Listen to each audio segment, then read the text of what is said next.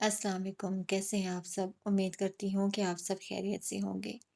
آج اس سیریز را کا لاسٹ پارٹ شروع کرنے جا رہی ہوں۔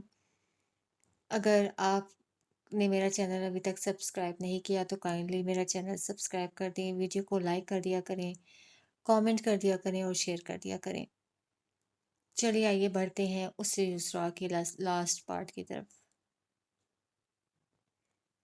لان چیئر پر مسز شیرازی کے ہمراہ بیٹھے اس نے دھوپ میں دور پھولوں کے پاس ریان، زین اور فارس کو دیکھا۔ وہ ریان کی بات توجہ سے سنتا سر ہلا رہا تھا اور زین کو اس کی واکر میں بٹھا رہا تھا۔ ریان ہنستے ہوئے اپنی کھلونا کار، زرافہ اور پلاسٹک کا بھالو سب ترتیب سے زین کے آس پاس رکھتا جا رہا تھا۔ وہ بلاکس جوڑنے کی کوشش میں اپنے پاپا کی بات بہت توجہ سے سن رہا تھا۔ وہ گھٹنے پر بیٹھ کر فارس کی گردن میں بازو ڈالے اپنے چھوٹے بھائی کو غبارے سے بہلا رہا تھا۔ زین نے اپنے ہاتھ اوپر اٹھا رکھے تھے، اس کے بھرے بھرے گال اور ہونٹ گلابی ہو رہے تھے۔ پھول سے لبوں سے نیچے کے دو دانت جھلک رہے تھے۔ وہ بہت ایکٹیو اور شرارتی سا بچہ واکر کو حرکت دے رہا تھا، اس کی کلکاریاں سنائی دے رہی تھیں۔ جمیلہ داؤد کے ہمراہ بیٹھ کر چائے پیتے وہ مسلسل انہیں دیکھ رہی تھی۔ وہ منظر بہت مکمل سا لگ رہا تھا۔ بچوں کی ذمہ داری صرف اس کے کندھوں پر نہیں تھی۔ فارس روزانہ کی بنیاد پر بچوں کو ٹائم دیتا تھا اور چھٹی کا دن تو تھا ہی صرف ان کے لیے۔ پھر وہ خود بھی اٹھ کر ان کے پاس چلی گئی۔ جمیلہ داؤد نے مسکراتے ہوئے انہیں دیکھا۔ ان کے گھر کی رونقیں اللہ نے لوٹا دی تھیں۔ اس پر وہ اپنے رب کا جتنا شکر ادا کرتی کم تھا۔ وہ عید کی شاپنگ پر گئے تو جمیلہ داؤد کو اپنے ساتھ ہی مال لے کر گئے تھے۔ زین کی وہ پہلی عید تھی، وجدان ہاؤس میں ریان کی بھی۔ دونوں کی خواہش تھی بچوں کے کپڑے جمیلہ داؤد ہی خریدیں۔ وہ آنکھوں میں محبت کی نرمی لیے انہیں دیکھ کر رہ گئی تھی۔ پہلے دن آپ کی پسند کے ہو جائیں، دوسرے دن میری پسند کے اور تیسرے دن فارس کی پسند۔ مجھے تیسرا دن ملے گا؟ ذرا سا شکوہ کیا۔ بالکل، تم تیسرے نمبر پر رہو۔ جمیلہ داؤد مسکرا کر رہ گئی۔ ریان اور زین کے کپڑے بہت چاہت سے خود پسند کیے۔ ان کی ہمیشہ سے خواہش رہتی تھی وہ فارس اور حماد کو بھی ایسے ہی ایک جیسے کپڑوں میں دیکھیں، تو اب کافی عرصے بعد یہ خواہش بھی پوری ہو رہی تھی۔ عید کے روز ان کے ہی پسند کیے گئے شارٹس اور شرٹس میں ملبوس زین اور ریان انہیں فارس اور حماد ہی لگے۔ وہ چند لمحوں تک بالکل ساکت ہو کر نم آنکھوں سے انہیں دیکھتی رہی تھی۔ پھر انہوں نے پہلے ریان کا بوسہ لیا تھا، پھر زین کا۔ وہ زین کو گود میں لیے آنسو پونچھتی رہیں۔ بچوں کے ساتھ گزارے جانے والی وہ عید ان کے لیے بہت خاص ہو گئی۔ دوپہر میں زویا اپنے بھائی کے ساتھ آ گئی، پھر ان کے چشماٹو کزن بھی آ گئے اور دیکھتے ہی دیکھتے گھر بچوں سے بھر گیا۔ وہ لان میں بیٹھی ہنستے ہوئے بچوں کے ساتھ ریان کو کھیلتا دیکھتی رہیں۔ عید کے تیسرے دن لاہور کا پروگرام بن گیا۔ جنت کی بہنوں کی طرف سے دعوت تھی۔ وہ جمیلہ داؤد کو اپنے ساتھ ہی لے جانا چاہتے تھے مگر انہوں نے انکار کر دیا۔ ان کی چند دوستیں پاکستان آنے والی تھیں۔ لاہور کا سفر شروع ہوا تو جنت نے کچھ یاد آ جانے پر ایک دم سے اس کی طرف دیکھا۔ تمہیں وہ جگہ یاد تو ہوگی جہاں ہم رکے تھے؟ کون سی جگہ؟ اسٹیئرنگ وہیل پر گرفت جمائے وہ سیاہ گوگلز کی زد میں سڑک پر نظریں جمائے ہوئے تھا، جہاں ایکسیڈنٹ ہوا تھا۔ کب ہوا تھا؟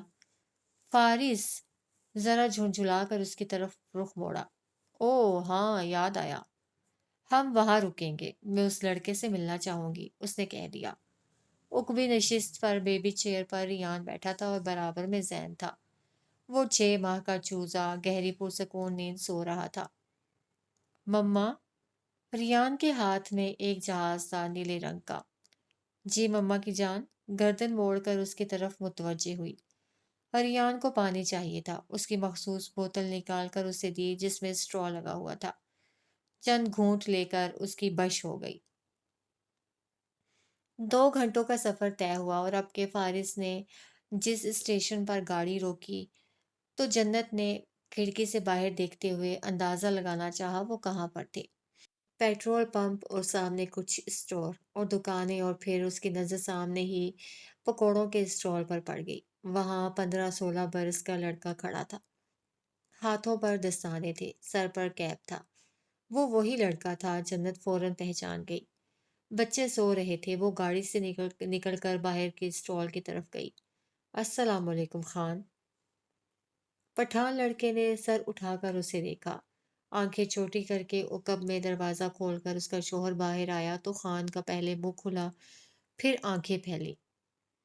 अरे बारिश वाला बाजी! उसका तखातुब जन्नत कमाल के सारे जोश पर पानी फेर गया। फारिस ने बमुश्किल मुस्कुराहट जब्त की। खुशबाश सा गुल खान फौरन उसकी खिदमत में हाजिर हुआ। बाजी, तुम वही हो ना? वहां रुका था तुम जब बारिश हो रहा था। वो पहचान कर तस्दीक चाह रहा था कि आया वो वही थी या नहीं। और तुम फिसल कर गिरा था, हमें तुम याद है। वो खुश था। फारिस की हंसी बेसाख्ता थी। जन्नत ने गर्दन मोड़कर कहरबार नजरों से उसे देखा तो जब्त पकड़कर उसने माजरत ख्वाहाना अंदाज में अपने हाथ खड़े किए। हाँ, मैं वही हूँ जो उस रात स्टोर में रुकी थी।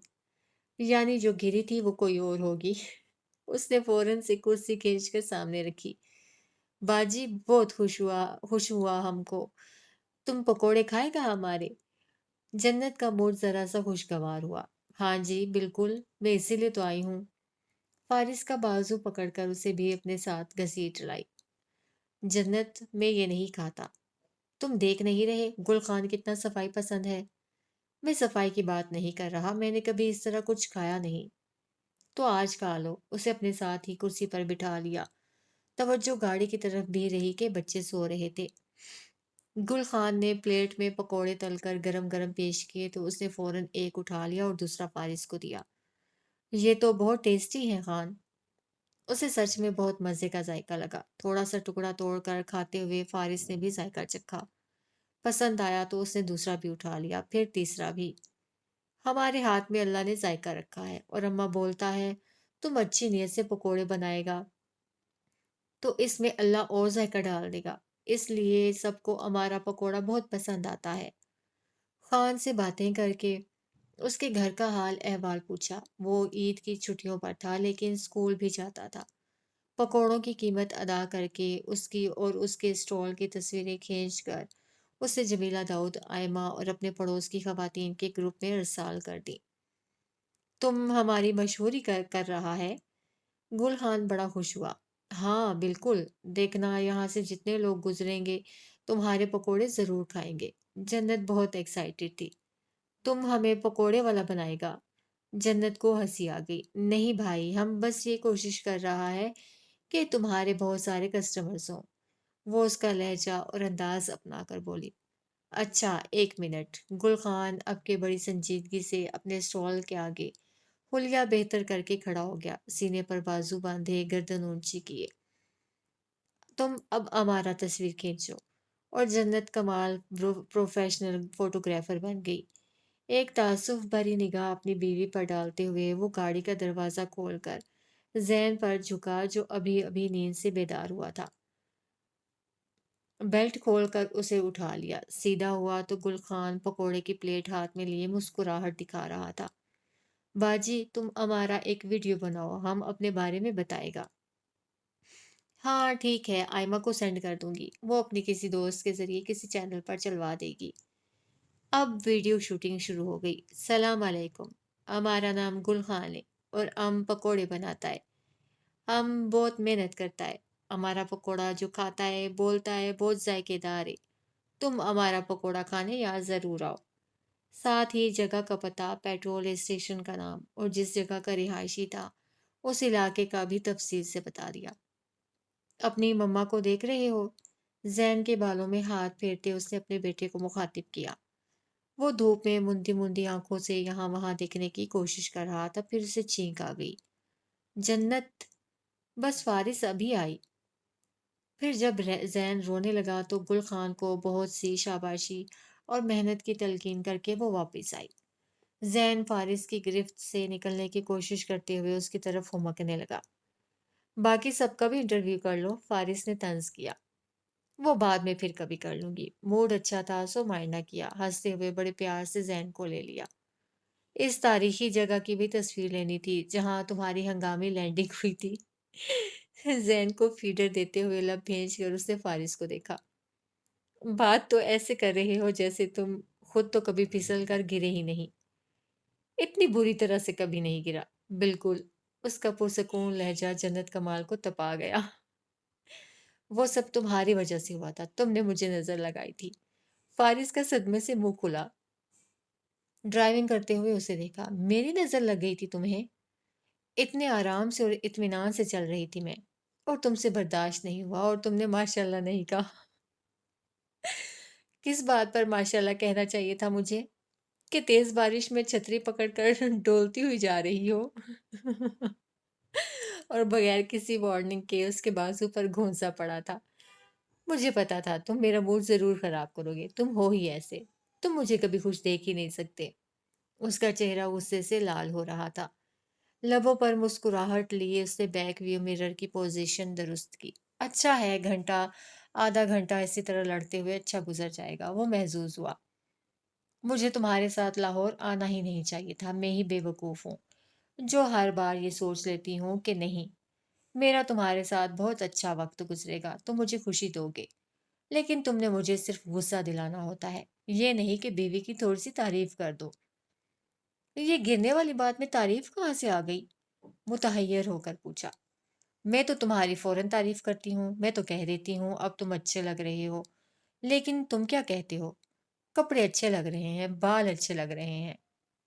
تو یہ کپڑے اور بال ہوتے کس کے ہیں؟ اب وہ جھنجھلا اٹھا۔ تو تمہیں کہنا چاہیے نا کہ تم پر یہ کپڑے اچھے لگ رہے ہیں، تمہارے بال پیارے لگ رہے ہیں۔ دونوں میں فرق کیا ہے؟ زمین آسمان کا فرق ہے۔ لا حول ولا قوت الا باللہ۔ اور تمہیں کیا لگتا ہے؟ اوکے فائن، ٹھیک ہے، سوری، معاف کر دو۔ غلطی ہو گئی مجھ سے، آئندہ تم بارش میں چھتری لے کر نکلو گی تو ماشاءاللہ ضرور بولوں گا۔ اور وہ زین کو سینے سے لگائے بگڑے تیوروں کے ساتھ کھڑکی کی طرف رخ موڑ گئی۔ بات یہاں تک رہتی تو ٹھیک تھا، لیکن لاہور پہنچ کر نفیسہ کے گھر میں اپنے بھانجے بھانجیوں کے ساتھ بارش انجوائے کرتے ہوئے وہ فارس کے عین سامنے پھسل کر گری تو دن میں تارے نظر آ گئے۔ اوپر سے فارس کی ہنسی نے خفت بڑھا دی۔ اس نے دونوں ہاتھ چہرے پر رکھ لیے۔ خالہ گر گئیں، خالہ آپ کو چوٹ لگ گئی، خالہ آپ رو رہی ہیں۔ وہ شیڈ تلے کھڑا تھا، کافی کا مگ رکھ کر اس کے پاس آ گیا۔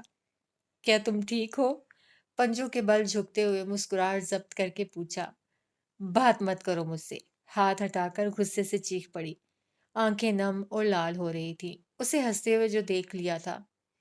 یقین کرو میں نے نظر نہیں لگائی، لیکن جنت نے سر نہیں اٹھایا، چہرے سے ہاتھ نہیں ہٹائے۔ اب خود اٹھ جاؤ گی یا اٹھا لوں؟ جھک کر سرگوشی کی۔ اس کے عزائم سے باخبر ہوتے ہی جھٹکے سے سر اٹھایا، گھبرا کر یہاں وہاں دیکھا، پھر اس کا ہاتھ پکڑ کر فوراً سے اٹھ کھڑی ہوئی۔ برآمدے کی کھڑکی سے باہر کا منظر دیکھتے ہوئے حفصہ کے لبوں پر مسکراہٹ آ گئی۔ ان کی نرم نگاہیں فارس وجدان پر جمی رہ گئی تھیں۔ وہ اسے واپس شیڈ کے نیچے لے گیا تھا، وہ اس کی پیشانی پر چپکے ہوئے بالوں کو داہنے ہاتھ سے ہٹا رہا تھا۔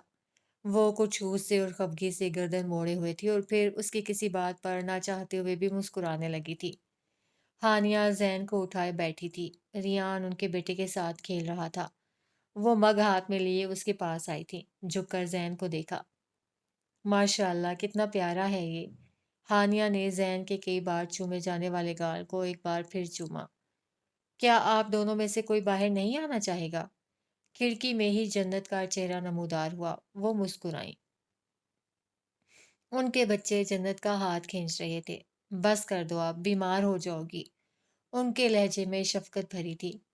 بس ابھی آئی آپی، وہ فارس کا موبائل دے دیں، وہ باہر جا رہا ہے۔ انہوں نے اٹھا کر دے دیا۔ کچھ ہی دیر میں وہ چلا گیا تو جنت کپڑے بدل کر ان کے پاس آ بیٹھی۔ بارش رک چکی تھی، موسم کافی خوشگوار سا ہو گیا تھا۔ زین کو ہانیہ کمرے میں سلا آئی تھی، ریان کو کھانا کھلا کر فارغ ہوئی تو بیرونی گیٹ پر دستک ہونے لگی۔ گیٹ پر حفصہ آپی گئی تھیں، وہ اس کے کمرے میں پھر کافی دیر بعد آئیں۔ غالباً بیٹھک میں کسی کے ساتھ موجود رہی تھیں۔ تائی امی آئی تھیں، उससे नहीं पूछा था मगर उन्होंने खुद से बता दिया। वो ज़ैन के कपड़े बैग में रख रही थी, सुनी अनसुनी की खामोशी से रखती गई। तुमसे मिलने का कह रही थी। जन्नत का सर झुका रहा। हफ्सा ने जन्नत की तरफ देखा। वो खानदान के किसी फर्द के बारे में सवाल करती थी, ना किसी से मिलना चाहती थी। दरवाज़ा उसने सिर्फ बहनों के लिए खोला था। माफ़ी भी सिर्फ उन्हें दी थी। आप ही, मैं यहाँ सिर्फ आपके कहने पर सिर्फ आपसे मिलने आई हूँ। सर उठाकर बोली तो लहजे में एक गम पोशीदा था। जानती हूँ, इसलिए मना कर दिया। मम्मा, रियान दरवाज़ा धकेलकर अंदर आया था। हफ्सा आपी के छोटे बेटे से उसकी काफ़ी दोस्ती हो चुकी थी। वो उसके साथ खेलता रहा था। अब भूख लगी थी, नींद भी आ रही थी। जन्नत ने बेख्तियार उसे उठा लिया। उन्होंने मोहब्बत पाश नजरों से उस बच्चे को देखा, फिर जन्नत को। फारिस को सच में कोई फर्क नहीं पड़ता। उसके लिए सेरेलैक बनाकर आई तो हफ्सा ने पूछा, किस बात से? रियान उसकी पहली बीवी का बेटा है। जन्नत ने बेख्तियार सर उठाया, मुस्कुराई, फिर नफी में सर हिलाया। नहीं, हम दोनों इस तरह इसे नहीं देखते। जन्नत की आंखों में नरमी थी। वो रियान को बहुत प्यार से खिला रही थी। हफ्सा आप ही कभी समझ नहीं सकती थी। रियान तो जैसे एक आईना था, जिसमें फारिस को अपना अक्स नजर आता था और जन्नत कमाल को अपना। बच्चे तो मोहब्बत और सिर्फ मोहब्बत के हकदार होते हैं आप ही। उनके हिस्से में नफरतें क्यों आए? हफ्सा कमाल ने तायद में सर हिलाते नरमी से रियान के सर पर हाथ फेरा। उस यतीम बच्चे की मुस्कुराहट बहुत प्यारी थी। वो टूटे फूटे लफ्जों में जन्नत से बातें किए जा रहा था। वो बार बार अपने पापा का पूछ रहा था। जन्नत उसे सुलाने लगी तो वो उठकर बाहर आ गई। सुकून भरी सांस लेते हुए उन्होंने नफीसा की रोशनियों में नहाए हुए इस घर को देखा, जिसमें हर तरफ जिंदगी के आसार नजर आ रहे थे। हानिया किचन में खाने का इंतजाम देख रही थी। सुहेल बच्चों के साथ लाउंज में बैठे थे। ईमान अभी पहुंची थी। उसके शोहर ने 10 बजे तक आ जाना था। वो दुपट्टा ठीक करती इशा की नमाज पढ़ने चली गई। जन्नत ने गहरी सांस लेकर खिड़कियों की तरफ देखा। रात की तारीकी में रिमझिम बारिश बरस रही थी। उसका बिजनेस ट्रिप पर लंदन जाने का इरादा हुआ तो अपने साथ जन्नत और बच्चों को भी लेकर गया। प्रोग्राम अचानक बना था। वो तो चाहता था जमीला दाऊद भी साथ ही चले, मगर उन्होंने मना कर दिया। 2 माह बाद वैसे भी उन्हें अपने इलाज के लिए अमेरिका जाना था, सो तय पाया गया वो बच्चों के साथ घूम फिर आए। फोन पर हैदर को अहकामात जारी करते फारिस ने बिगोनिया हाउस की सफाई और उसके इंतजामात की देखभाल का हुक्म जारी किया। वो उस घर को बेचने का मुसम्मम इरादा करके भी अभी तक बेच नहीं सका था। लंदन पहुंचे तो बर्फबारी ने इस्तकबाल किया। कुछ याद करके वो मुस्कुरा दी। गाड़ी तैयार खड़ी थी। आधे घंटे की ड्राइव के बाद एक रिहायशी कॉलोनी में रोक दी गई थी। ये घर तो बहुत खूबसूरत है। बिगोनिया हाउस को बाहर से देखते ही जन्नत के मुंह से बेइख्तियार निकला था। हाँ, खूबसूरत तो है। फारिस ने रियान को उठा रखा था। जैन जन्नत की बाहों में था। इतना तो प्यारा घर है, इसे बेच क्यों रहे थे?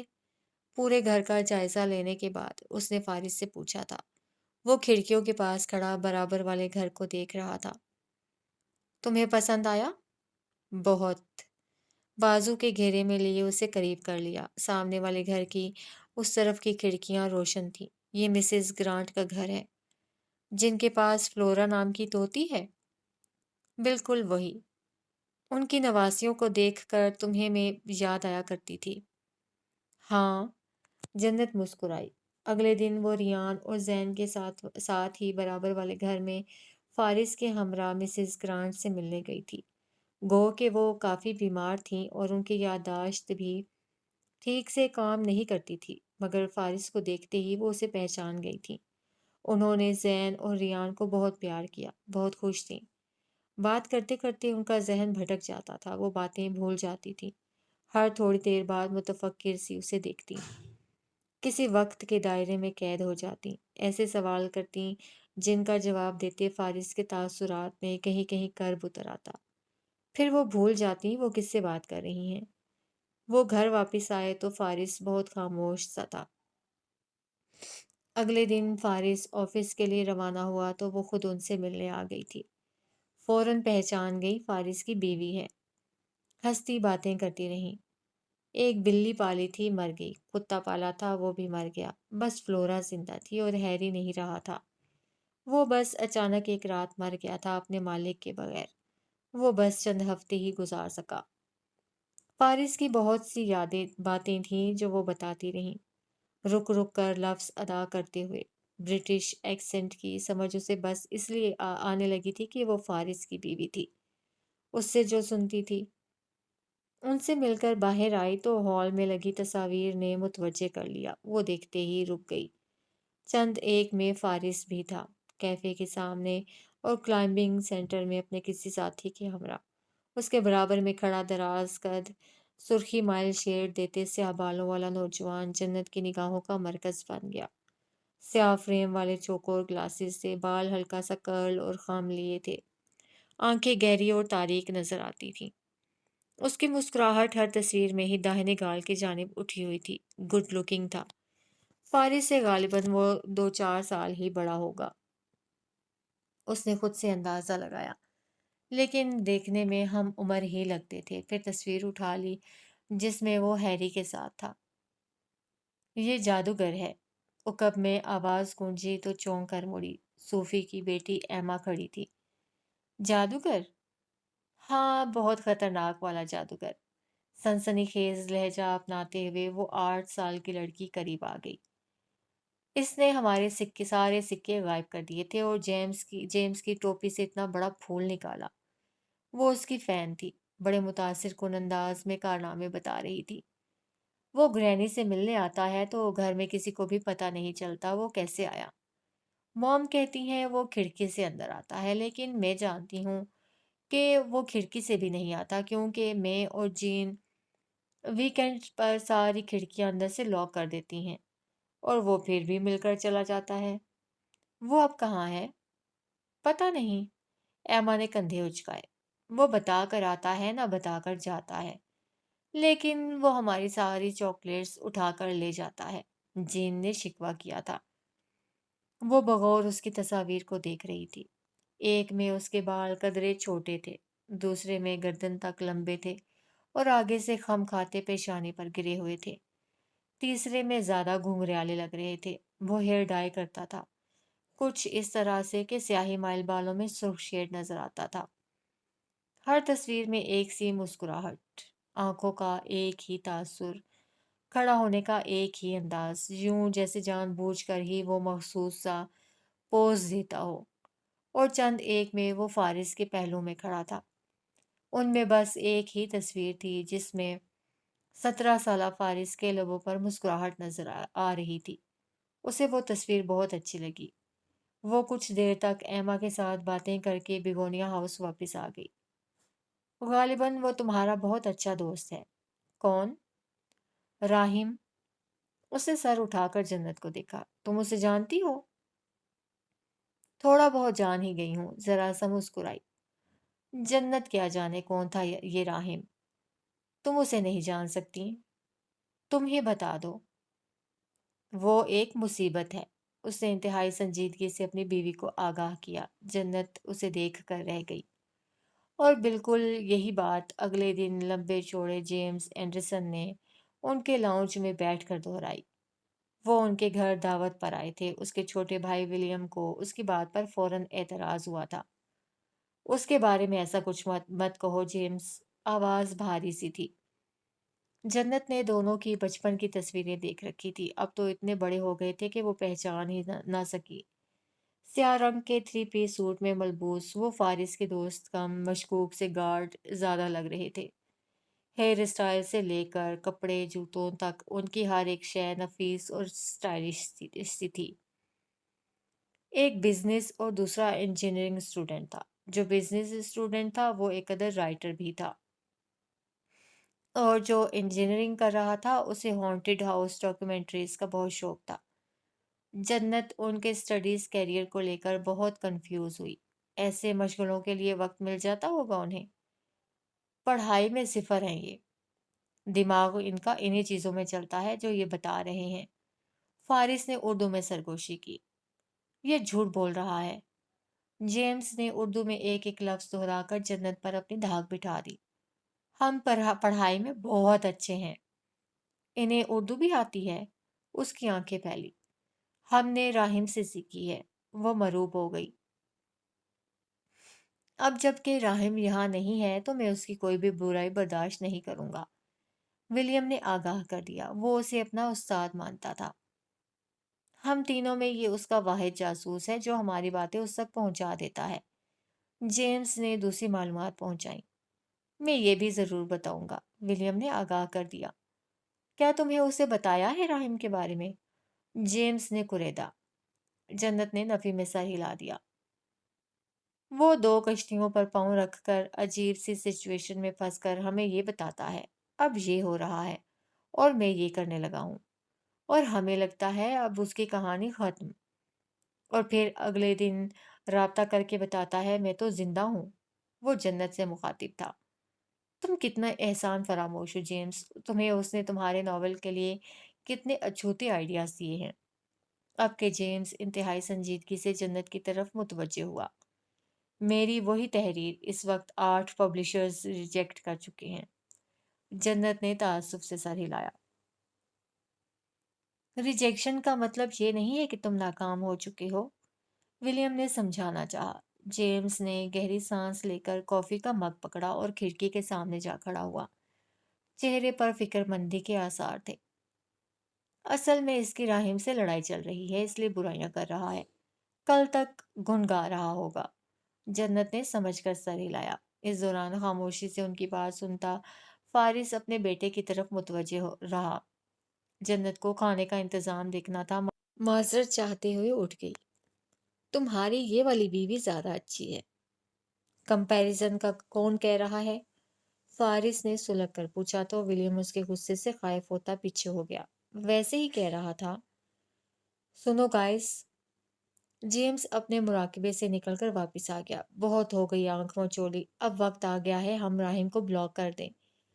ولیم نے زین کو فارس سے لے لیا۔ بچہ رویا نہیں تھا تو اسے اپنی بہت بڑی کامیابی محسوس ہوئی۔ ہے لٹل بڈی، میں ہوں انکل ولیم۔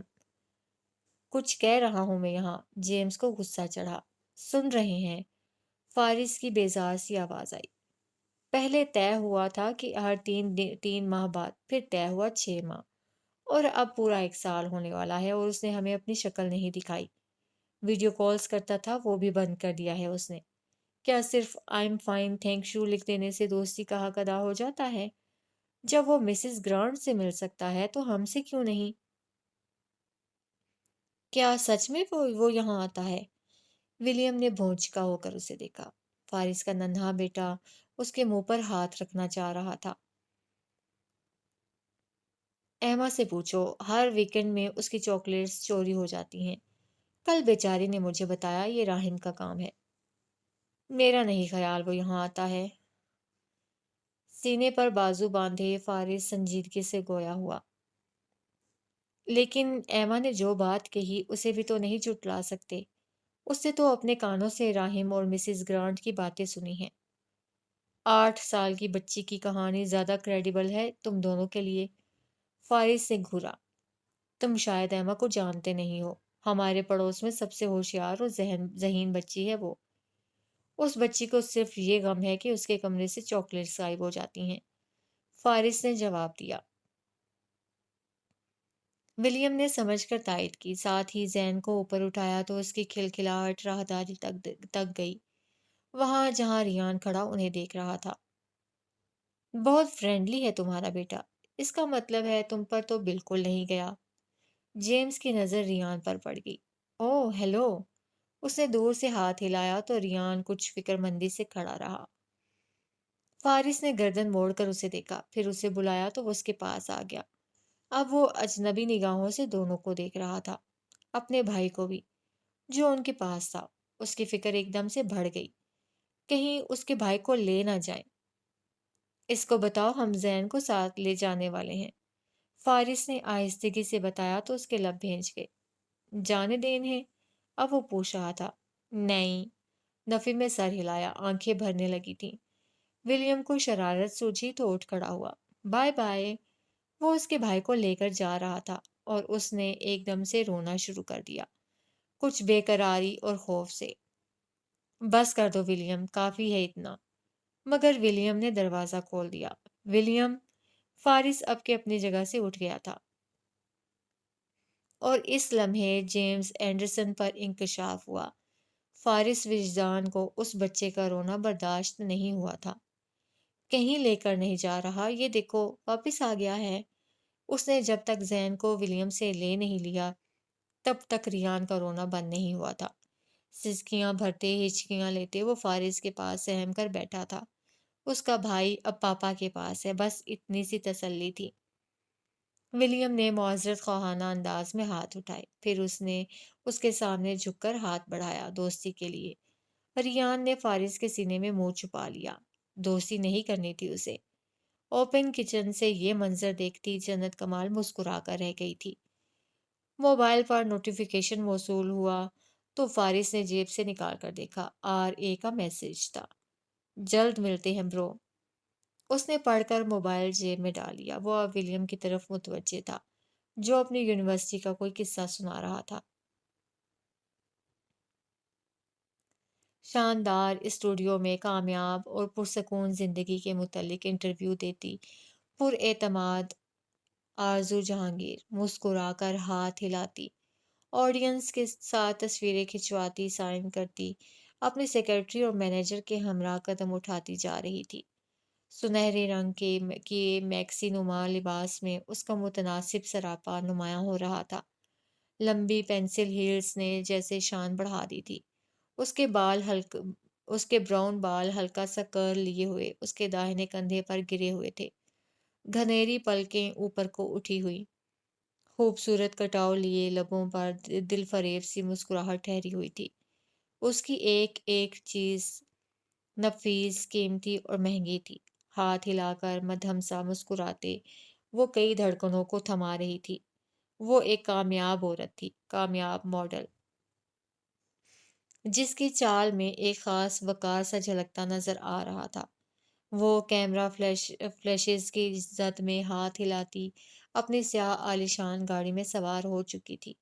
وہ کچھ ہی دیر میں مین ہٹن کی ایک طویل عمارت میں اپنے ایک لگژری فلیٹ میں داخل ہو رہی تھی اور تنہا داخل ہو رہی تھی۔ اس کی چال کا وہ وقار جو گاڑی سے لفٹ اور لفٹ سے راہداری تک تھا وہ اب ختم ہو رہا تھا۔ اس کی سیدھی کمر، اوپر کو اٹھی ہوئی گردن اب جھک رہی تھی۔ اس نے اپنا مہنگا قیمتی بیگ چھوڑ دیا، اس کے برانڈڈ نفیس جوتے جس کے پوری دنیا میں بس 3 ہی جوڑے تھے، انہیں کھینچ کر اتارتے کچھ بے دردی سے پھینکا، جیسے وہ اس کے تلووں کو جلاتے رہے ہوں۔ اب وہ کریم ٹائلز پر قدم اٹھاتی اپنے عالیشان بیڈ روم کا دروازہ کھول رہی تھی۔ وہ کمرہ ایسا تھا جیسا کسی ملکہ کا حجرہ۔ وارڈروب نے پوری دیوار کو گھیر رکھا تھا۔ اس کے مہنگے ترین کپڑوں کا، جوتوں کا، بیگز کا کلیکشن نظر آ رہا تھا۔ اس کے جیتے گئے ایوارڈ شیشے کے اس پار سجے ہوئے دکھائی دے رہے تھے۔ وہ اپنے جہازی سائز بیڈ پر ڈھہ سی گئی تھی۔ اتنی روشنیاں تھیں اس کے اپارٹمنٹ میں اور ایسی سہولیات اور آسائش کہ تنگی کا تو گمان بھی نہیں ہو سکتا تھا۔ مگر اسے ہو رہا تھا۔ وہ کامیاب عورت، وہ آرزو جہانگیر، وہ لیڈی اسپرانزا، اس کا دم گھٹ رہا تھا۔ وہ ایک کامیاب عورت جو کامیابی، سکون اور خوشی کا ہر گر جانتی تھی، جسے دیکھ کر لوگ رشک کرتے تھے، جسے خوش قسمت اور خوش نصیب گردانتے تھے۔ وہ عورت اب سائڈ ٹیبل کی دراز کھینچ رہی تھی۔ ان گنت ادویات کا ڈھیر تھا جو رکھا ہوا تھا۔ وہ ہر ایک پیک سے اپنی گولیاں نکالتی جا رہی تھی۔ اس کی ہیزل آنکھوں میں سرخی تیر رہی تھی۔ پانی کے ساتھ اس نے کئی گولیاں ایک ساتھ نگل لی تھی۔ اب وہ قیمتی نرم ریشوں والے سفید قالین پر بیٹھی تھی۔ اس نے حال میں جو انسٹاگرام پر پوسٹ ڈالی تھی وہ لائکس کا پچھلا ریکارڈ بھی توڑ رہی تھی۔ محبت بھرے کامنٹس اور میسیجز سے DM بھر چکا تھا۔ اس کے فین اسے کتنا چاہتے تھے، اس کی محبت میں وہ کتنے پاگل تھے، نظر آ رہا تھا۔ ان کی تعداد کروڑوں میں تھی۔ وہ اسے آئیڈیلائز کرتے تھے، اس کی مثالیں دیتے تھے۔ مگر اس کے لاکھوں مداحوں پر اب ایک انسان کی نفرت بھاری تھی۔ وہ ایک انسان اس کی دولت، کامیابی اور شہرت کی ہر ایک چمک کو ماند کر رہا تھا۔ اس نے جس چیز کی بھی خواہش کی ہمیشہ اسے حاصل کر کے ہی رہی تھی۔ اب جو خواہش تھی وہ لا حاصل ہو رہی تھی، جو نہ دولت سے پوری ہو رہی تھی نہ پیسوں سے خریدی جا رہی تھی۔ دنیا کی مہنگی ترین برانڈز کی اونر، جس کا شمار اب دنیا کے کامیاب ترین لوگوں میں ہونے لگا تھا، وہ عورت اپنے بالوں میں انگلیاں پھنسائے مدہوش ہو رہی تھی۔ اس کے بیڈ روم کا منظر ایک بار پھر بدل رہا تھا۔ وہ میرا بیٹا ہے، اس کی ماں صرف میں ہوں، اسے میں نے جنم دیا، 9 مہینے میں نے اپنے پیٹ میں رکھا۔ وہ اس طرح مجھے کیسے فراموش کر سکتا ہے؟ وہ چیختے ہوئے کہہ رہی تھی۔ 4 سال پہلے وہ فارس وجدان سے ملنے شرازی ہاؤس گئی تھی اور اس نے ملنے سے انکار کر دیا تھا۔ ملاقات جمیلہ داؤد سے ہوئی تو اس نے اپنا سارا غصہ ان پر نکالا تھا۔ تم نے اسے بھڑکایا ہے، تم نے فارس کو میرے خلاف کیا ہے۔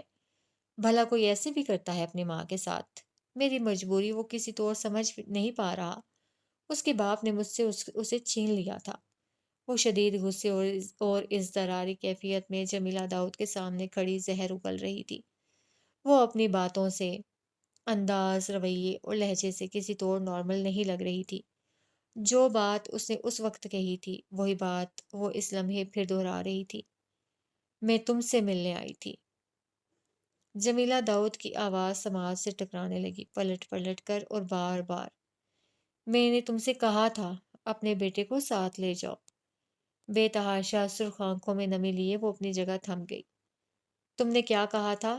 مجھ سے بھول گئی ہو تو یاد دلا دو۔ اب وہ کمرے کے وسط میں کھڑی تھی، یوں جیسے فضا میں معلق ہو۔ تو یوں کہو نا کہ تم نے میرے بیٹے کو میرے خلاف کیا ہے، تم نے اس کے دل میں میرے لیے نفرت بھری ہے، تم نے اسے ورگلایا ہے۔ چیخ پڑی۔ آرزو جہانگیر! جمیلہ داؤد نے اسے ٹوک دیا تھا۔ صرف بچہ پیدا کر دینے سے کوئی ماں نہیں ہو جاتی۔ اس کے آس پاس عجیب سا شور اور آوازیں ابھرنے لگی۔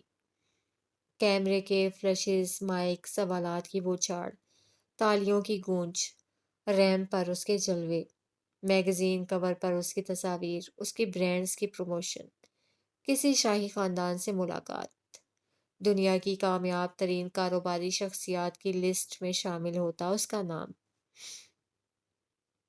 22 سالوں کے بعد تمہیں یاد آیا کہ ایک بیٹا بھی ہے؟ جمیلہ داؤد اسے دیکھ رہی تھی۔ جس استحقاق سے وہ عورت اس کے بیٹے کی بات کر رہی تھی، اس کا وجود، پورا وجود آگ ہونے لگا تھا۔ وہ میرا بیٹا ہے، میرا، میں اسے حاصل کر کے رہوں گی۔ جمیلہ داؤد سے ملاقات کے بعد اسے ایک ضد سی ہو گئی تھی۔ اسے اپنا بیٹا چاہیے، اس کی زندگی میں اپنا وجود چاہیے، اس کی محبت میں اپنا حصہ چاہیے۔ وہ کوئی چیز یا ایوارڈ نہیں ہے جسے تم جیت سکو۔ آواز کمرے میں گونج کر رہ گئی، اس کا وجود ساکت ہوا۔ کامیابی کی سیڑھی بھی نہیں جس پر قدم رکھ سکو۔ اس کی پلکیں لرز اٹھی۔ کھوئی ہوئی ایسی شے بھی نہیں جسے سالوں بعد اون کر سکو۔ وہ بے جان ٹانگوں کے ساتھ نیچے بیٹھ گئی تھی۔ آوازیں سماعتوں پر ہتھوڑے کی طرح برس رہی تھیں۔ وہ ایک ضد اور خواہش، محض خواہش ہی رہ گئی تھی کہ جس کے پیچھے ایک دنیا مرتی تھی۔ اس کے وجود سے اس کی اولاد کو نفرت تھی، اور یہ نفرت اسے پاگل کر رہی تھی۔ اس وقت اسے بیٹے کو خود سے جوڑنے کا بس ایک ہی راستہ نظر آیا تھا، اور اس نے وہ راستہ اپنا لیا تھا۔ وہ انٹرویوز میں اپنے بیٹے کا نام لینے لگی تھی، اس کی تصاویر دکھانے لگی تھی، اسے اپنی ذات سے جوڑنے لگی تھی۔ جانے کون سی کمی تھی جو وہ پوری کرنا چاہتی تھی۔ دنیا کی ساری محبتیں ایک طرف اور سگی اولاد کی نفرت دوسری طرف۔ اس کی ترجیحات میں ایک دم سے بیٹا آ گیا تھا، ایک کامیاب، خوبصورت اور ہونہار بیٹا، جس کی وجاہت کی لوگ تعریف کرتے تو اسے کمال اپنا لگتا۔ وہ اس کی اولاد ہے، وہ بتانا چاہتی، وہ اس کا خون ہے، وہ اترانا چاہتی۔ اس کی تمام دنیا اسی دائرے کے گرد گھومنے لگی تھی۔ جو وہ چاہتی تھی وہ ہو گیا تھا۔ گوگل سرچ اس کی اولاد کے طور پر فارس شیرازی کا نام دکھانے لگا تھا۔ وہ صرف ایک نام تھا جو نظر آتا تھا، بیٹا کہیں نہ تھا۔ رشتے ایسے نہیں جوڑے جا سکتے تھے، ایسے نہیں بنائے جا سکتے تھے۔ نام کے ساتھ نام لکھ دینے سے کچھ نہیں ہوتا تھا، کچھ نہیں ہو سکتا تھا۔ جویریہ حبیب اس کی آواز سن کر دروازے پر دستک دیتی اندر آئی تھی۔ اس نے ترتیب اور نفاست سے سجے اپنے اس کمرے کا ایک بار پھر حشر بگاڑ دیا تھا۔ وہ ایک بار پھر اس حالت میں تھی کہ ہر ایک چیز کو تہس نہس کر دینا چاہتی تھی۔ اس نے کہا وہ مجھے نہیں جانتا، میرے بیٹے نے کہا۔ فارس کا چہرہ آنکھوں میں آ گیا تھا، اس کی آواز گونج کر رہ گئی تھی۔ میم، سنبھالے خود کو۔ پریشانی اور فکر مندی کے عالم میں جویریہ اس کے سامنے بیٹھ گئی تھی۔ جویریہ، وہ میری اولاد ہے۔ سینے پر ہاتھ رکھے تاکیدی انداز اپنایا، جیسے یقین دلانا چاہ رہی ہو میرا بیٹا، میرا خون ہے وہ۔ اس کے انکار کرنے سے یہ حقیقت تو نہیں بدلے گی، کبھی بھی نہیں۔ نفی میں سر ہلانے لگی۔ جویریہ اسے سہارا دیتے اٹھا رہی تھی۔ کبھی کبھی اس کی میڈم کی حالت ایسی ہو جاتی تھی، وہ ڈپریشن کی مریضہ تھیں۔ وہ سائیکیٹرسٹ کے پاس ہر ہفتے جاتی تھیں، ادویات پر زندگی گزر رہی تھی، ادویات سے ہی نیند لے رہی تھیں۔ جانے اس طرح اچانک انہیں کیا ہو جاتا تھا؟ وہ بھری دنیا کے سامنے کچھ اور ہوتی تھیں، تنہائی میں کچھ اور۔ جویریہ تعصب سے اسے دیکھ کر رہ گئی تھی۔ وہ آپ سے نہیں ملنا چاہتا، آپ اس بات کو چھوڑ کیوں نہیں دیتی؟ مجھے تنہائی کا احساس ہوتا ہے، میرے خیال سے مجھے حبیب سے بات کرنی چاہیے۔ میں عیسیٰ کو اپنے پاس بلا لیتی ہوں۔ ہاں، یہ ٹھیک رہے گا۔ فارس نہیں، عیسیٰ تو ہے۔ اٹھ کر عجلت میں اپنا موبائل اٹھا لیا۔ میم، جویریہ کے لب ہلے۔ منصور سے کہتی ہوں، وہی سب مینیج کرے گا۔ میم، عیسیٰ مر چکا ہے۔ موبائل فون کان سے لگائے اپنے تمام تر جوش کے ساتھ وہ ایک دم سے ساکت ہوئی۔ موبائل کان سے لگائے چند لمحوں تک کھڑی رہی، آنکھوں میں تفکرات کی پرچھائیاں لہرائیں۔ پیشانی پر ہاتھ رکھ کر خود پر حیران ہوئی کہ وہ کیسے بھول گئی۔ عیسیٰ کی وفات کو پورے 9 سال ہو چکے تھے۔ یہ بات اس کے ذہن سے کیسے نکل گئی؟ کیا ہوتا جا رہا ہے اسے؟ جویریہ حبیب کو اب کے بہت زیادہ تشویش ہونے لگی تھی۔ اس مختصر عرصے میں یہ تیسری بار ہو رہا تھا کہ وہ عیسیٰ کو اس طرح سے یاد کر رہی تھیں۔ عیسیٰ تو مر چکا ہے، زیر لب دہراتی نیچے بیٹھ گئی۔ 5 سال کا فارس، 3 سال کا عیسیٰ، جب وہ انہیں چھوڑ کر گئی تھی۔ اسے پتہ نہیں کیوں خیال آیا اس کے بچے ابھی بہت چھوٹے ہیں۔ پیشانی مسل کر سر اٹھایا۔ کمرے کا منظر پھر سے بدل چکا تھا۔ اسے آس پاس بہت سے کھلونے بکھرے ہوئے دکھائی دیے، فارس کی چھوٹی سی کاریں، عیسیٰ کے جہاز اور ٹیڈی بیئرز، اس کی چھوٹی سی سائیکل، ٹی وی پر چلتے کارٹونز کا شور۔ خالی صفحے پر قلم گھسیٹ کر رنگ بھرتا، اپنے پیشانی پر بکھرے بالوں کو ہٹاتا فارس۔ ماما، اس نے گردن موڑ کر پیچھے دیکھا، آواز کی سمت۔ وہ سفید شورٹس پر سیاہ شرٹ پہنے سیڑھیوں کی طرف بھاگا تھا، پھر وہ اس کی ٹانگوں سے لپٹ گیا تھا۔ اسے یہ سب کیوں یاد آ رہا ہے؟ آرزو کی آنکھوں میں عجیب وحشت سی اتر آئی۔ حبیب عیسیٰ کو اٹھائے کھڑے تھے، عیسیٰ شدت سے رو رہا تھا اور وہ اپنا بیگ گھسیٹتی، گلاسز آنکھوں میں ٹھہراتی بیرونی گیٹ عبور کر رہی تھی۔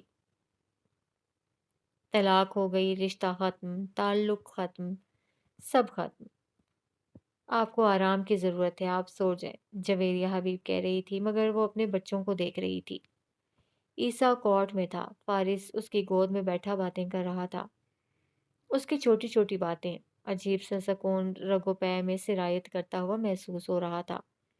اس نے بیبی کورٹ کی طرف ہاتھ بڑھایا تو عیسیٰ وہاں نہیں تھا۔ فارس کی آواز ایک دم سے ختم ہو گئی۔ فارس! آواز کے تعاقب میں وہ قدم اٹھاتی دوسرے کمرے تک گئی اور پتھرا کر رک گئی۔ اس نے 3 سالہ عیسیٰ کو دیکھا، اس کا پورا وجود بھیگا ہوا تھا۔ وہ نیچے بیٹھا تھا اور اپنے جھولے کو خود ہی ہلا رہا تھا، آہستہ آہستہ۔ اس کے کپڑوں سے ابھی بھی پانی ٹپک رہا تھا۔ اس کے رگو پے میں خوف کی لہر سرایت کر گئی۔ اس نے روتے ہوئے منہ پر ہاتھ رکھ لیے۔ میم، جویریہ حبیب نے کندھوں سے پکڑ کر ہلایا تھا۔ آرزو جہانگیر کی آنکھوں سے وحشت ٹپکتی ہوئی نظر آ رہی تھی۔ مجھے یہ سب کیوں نظر آ رہا ہے؟ اس کا وجود کپ کپا رہا تھا۔ जवेरिया हबीब तरहम भरी निगाहों से उसे देखती पीछे हट गई थी। उसे गुमान हुआ। वो फिक्रमंदी के आलम में तेजी से बाहर निकल गई थी। डॉक्टर को कॉल करो, वो किसी से कह रही थी। आजू जहांगीर कारपेट पर लेट गई। अपने आप में सिमट कर उसने अपने गिर्द बाजू बांध लिए। कमरे में उसकी मध्यम सी आवाज अभी भी गूंज रही थी। वो लोरी थी जो वो बच्चों को सुना रही थी। फारिस, जरा जैन को पकड़ो, जल्दी से पकड़ो। बैठे बैठे चीखी। वो कपड़े बदल कर ड्रेसिंग रूम से निकला था। तासुफ से उसे देख कर रह गया। बाहर जाकर अपने वलीअहद को पकड़ के ले आया। वो उसके भी काबू में नहीं आ रहा था। जब से उसने चलना शुरू किया था तो तब से यही हालात थे। जन्नत रियान के कपड़े बदल कर मुड़ी तो फारिस ने उसे उसके हवाले किया। वो एकदम से चीखने लगा। चाहता था कि उसे फर्श पर छोड़ दिया जाए और वो जिस तरह मर्जी चाहे जिस चीज़ों को छेड़े, चीखे, चिल्लाए, भागे। रात भर सोकर सुबह तक फुल बैटरी चार्ज थी उसकी। मैं तो बहुत डिसेंट बच्ची थी, बिल्कुल शोर नहीं करती थी। फारिस ने आईना के सामने अपने और फिर रियान के बाल बनाते हुए उसकी नकल उतारी। तो ये कैसे तय हुआ कि तुम बचपन में ऐसे नहीं थे? चिढ़कर कहा। मैं कतन ऐसा नहीं था। वो हड़बड़ा कर रह गई। जल्दी से अपनी तैयारी मुकम्मल करके रियान को साथ लिए बाहर आई। बाहर आया तो मिसेज शिराजी डाइनिंग टेबल पर उसका इंतजार कर रही थी। Good morning mummy, Mrs Shirazi को जाकर कहा। जन्नत जैन के कपड़े बदलकर कुछ ही देर में आ गई थी। उसे कुर्सी पर बेल्ट में जकड़ कर बिठाया। अब वो हाथ उठा उठा कर पापा किए जा रहा था।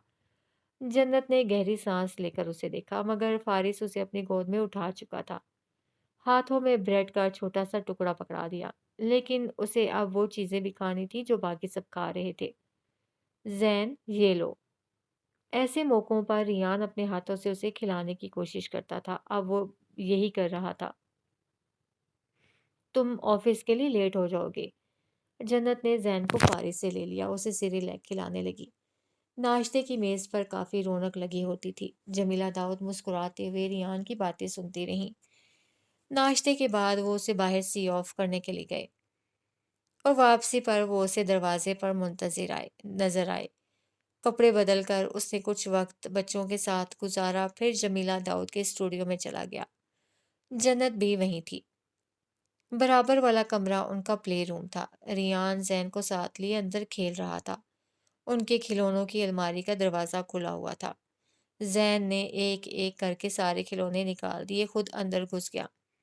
फिर दरवाजे को आगे पीछे करते हुए रियान से चुपता हुआ खिलखिलाने लगा। रियान को भी मजा आने लगा। वो अलमारी का दरवाजा खोल लेता, फिर बंद कर देता। जैन को लगता वो गायब हो गया है, फिर उसे लगता वो नजर आ रहा है। उसे खुशी हुई, वो हंसने लगता। उन्हीं शरारतों में दरवाजा इतनी जोर से बंद हुआ कि फिर खुला ही नहीं। अब जैन साहब अंदर थे और रियान बाहर। अय्या!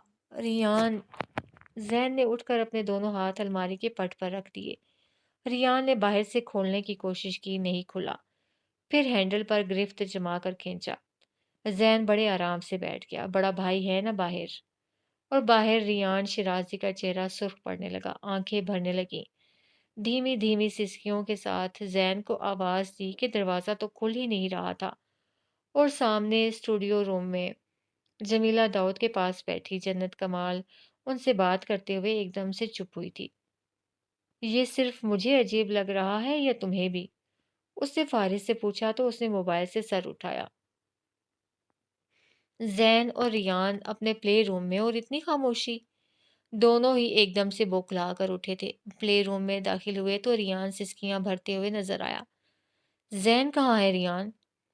जैन अंदर। उसकी आंखों में एकदम से खौफ और दहशत उतर आई थी और वो पता नहीं क्यों चीख कर रोने लगा था। जन्नत ने घबरा कर फौरन से अलमारी खोली तो बंद आंखों के साथ जैन साकित नजर आया। कहीं उसे कुछ हो ना गया हो। परेशानी के आलम में उठाकर सीने से लगाया तो मालूम हुआ नींद में था। अल्लाह! उसे सुख भरी सांस लेते रियान को देखा, जो हिचकियों के साथ रोते हुए पीछे हट गया था। फारिस उसे उठाने की कोशिश कर रहा था और वो उसकी गिरफ्त में आना नहीं चाह रहा था। क्या हुआ? जमीला दाऊद भी परेशानी के आलम में वहीं आ गई थी। जन्नत ने बेड पर जैन को लिटाकर मोबाइल निकाला। उनके कमरे में گزشتہ 20 منٹ کی ویڈیو نکالی۔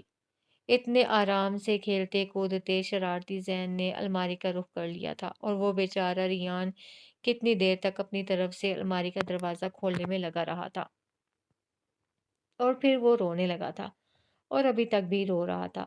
وہ 3 سال کا تھا، اتنی سمجھ اس میں بھی تھی کچھ غلط ہوا ہے۔ ریان، جمیلہ داؤد نے متفکر سا اسے پکارا۔ فارس نے اسے بیڈ پر سامنے بٹھا لیا تھا۔ کیا ہوا؟ بتاؤ کیا ہوا؟ کیوں رو رہے ہو؟ اس کی ہچکیاں بندھی ہوئی تھیں، وہ اب جنت اور فارس دونوں کو دیکھ رہا تھا۔ جنت نے پھر اسے سینے سے لگا لیا۔ پاپا، آپ مارتے، آپ مجھے مارتے، اس کا سسکیوں کی زد میں پوچھ جانے والا سوال فارس کے اندر سناٹا پھیلا گیا۔ میں کیوں ماروں گا؟ اس کا چہرہ آنسوؤں میں لے کر آنسو صاف کیے۔ مونا پاپا نے مونا کو مارا، یوشے مارا۔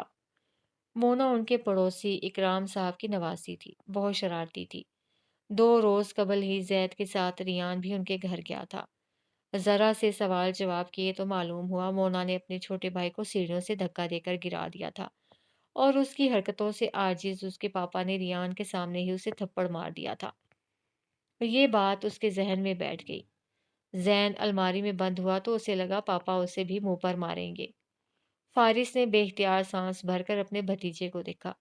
جنت نے کرسی کھینچ کر بیٹھتے ہوئے جوس میں اسٹرو ڈال کر دیا تو وہ سنبھل کر گھونٹ لینے لگا۔ پھر اسے بہت پیار سے سمجھایا گیا کہ پاپا مما اسے کبھی بھی نہیں ماریں گے، اور یہ کہ مونا کے پاپا الگ ہیں اور ان کے پاپا الگ ہیں، اور ریان تو مونا جیسے شرارتی بھی نہیں ہے۔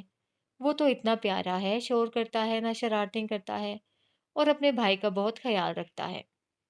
اس طرح پیار اور نرمی سے چھوٹے چھوٹے لفظوں میں سمجھانے پر وہ کچھ حد تک سنبھل گیا اور سو گیا۔ ریان کا کنڈر گارٹن میں داخلہ ہوا تو ابتدائی کچھ دنوں تک اس نے بہت تنگ کیا۔